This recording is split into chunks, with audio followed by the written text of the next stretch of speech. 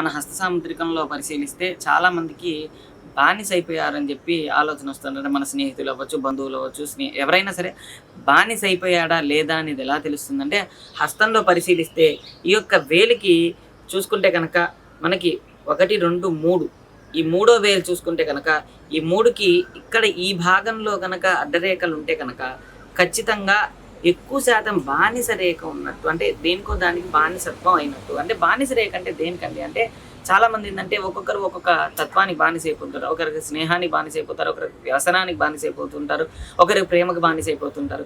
ఇలా కొంతమంది ఆ బానిసత్వాన్ని నుంచి బయటికి రాలేరు. అయితే వీరికి కనుక డార్క్‌గా అడ్డరేఖలుండి నిలువుగా సన్న రేఖలు కనుక ఉంటే కనుక ఈ బానిసత్వం నుంచి బయటపడతారని చెప్పి అర్థం అనమాట. కనుక అప్పుడు హాస్పిటల్స్ చుట్టూ తిరిగి చుట్టూ తిరిగి ఉపయోగం లేదు కనుక ఇది అందరికీ ఆరోగ్యానికి సంబంధించిన రేఖ కనుక ఈ బానిస రేఖ ఉందా లేదా చూసుకొని ఉంటే కనుక ప్రతి విషయంలో జాగ్రత్త పడాలి.